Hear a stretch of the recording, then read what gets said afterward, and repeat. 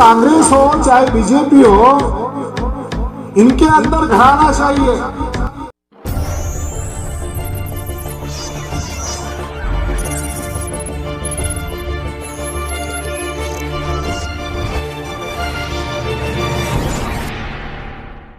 भारतीय परिप्रेक्ष्य में देखा जाए तो एक शासित वर्ग है, एक शोषित वर्ग है, और शासित वर्ग जो है वो बहुसंख्य हैं।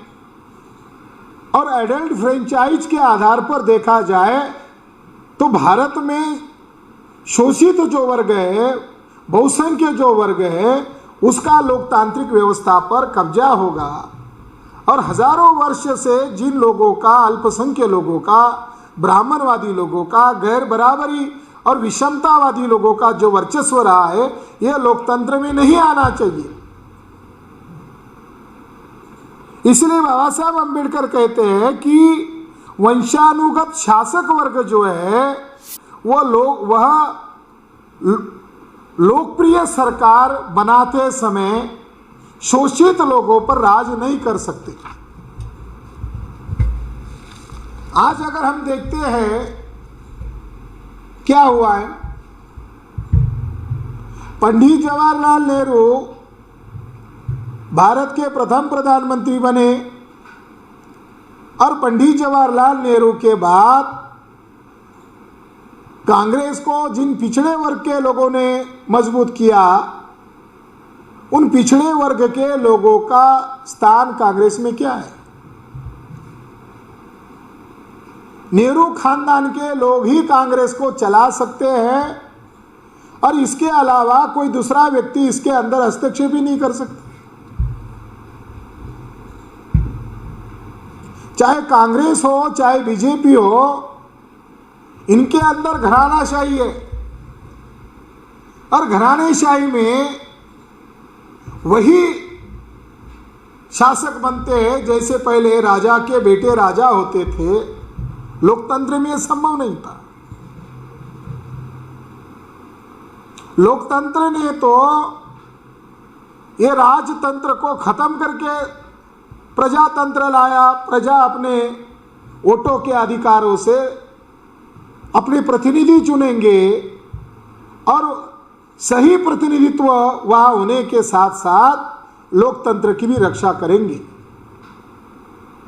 वोट हमारे लोगों का ज्यादा है, और शासक वर्ग ब्राह्मणवादी वर्ग है।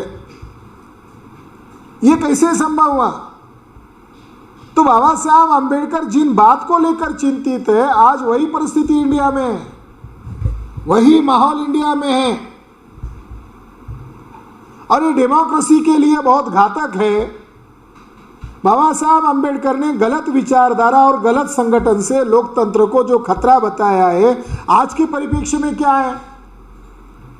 भारतीय संविधान का जो मेन ऑब्जेक्ट है, न्याय, समता, समानता और भाईचारा,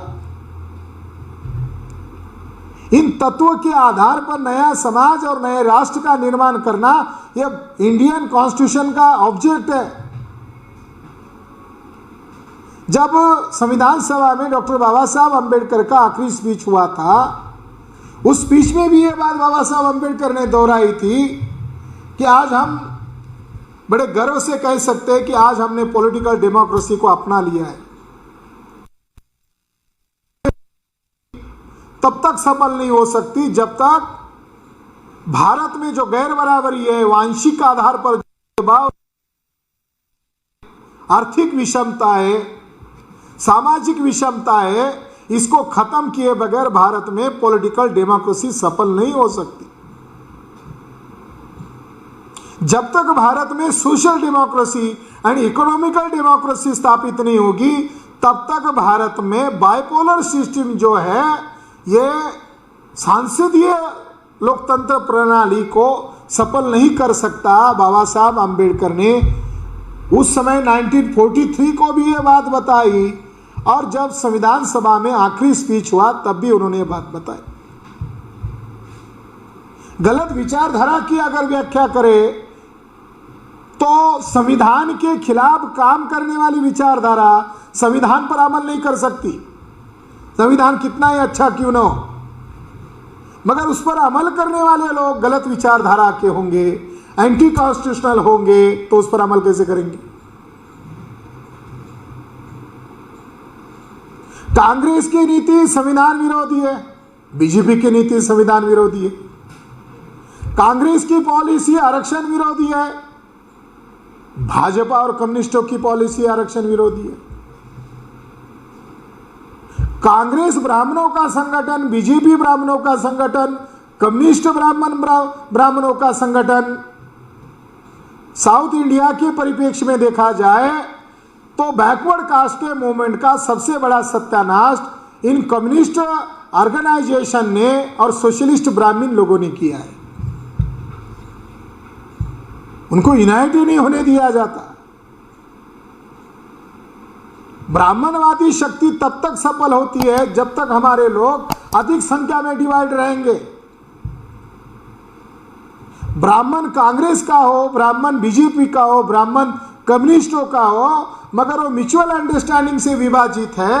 उन्होंने अलग अलग चेहरे इसीलिए धारण किए हैं ताकि हम बैकवर्ड कास्ट के लोग संवैधानिक अधिकार को हम तब तक हासिल नहीं कर सकते जब तक हम पॉलिटिकल रूप से यूनाइट नहीं होंगे, सोशल रूप से यूनाइट नहीं होंगे। कांग्रेस की विचारधारा क्या है?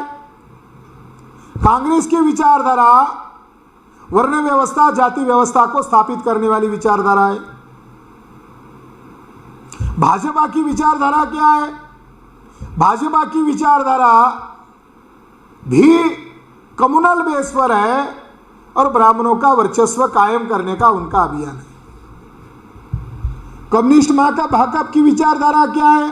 बात सर्वहारा की करेंगे और उच्च जो नेतृत्व है, पोलित ब्यूरो जो है, उस पर नियंत्रण ब्राह्मणों का रहेगा। कांग्रेस पर नियंत्रण, हाई कमांड बनने का अधिकार ब्राह्मणों को है, यानी वंशानुगत नियंत्रण है। ब्राह्मण ही इन पार्टियों का नेता हो सकता है। तो इनका संगठनात्मक जो बेस है ये वंशानुगत है और इनकी विचारधारा जो है वो मनुप्रणीत जो विचारधारा है, गैर बराबरी की जो विचारधारा है, ये विचारधारा इन पार्टियों की विचारधारा है।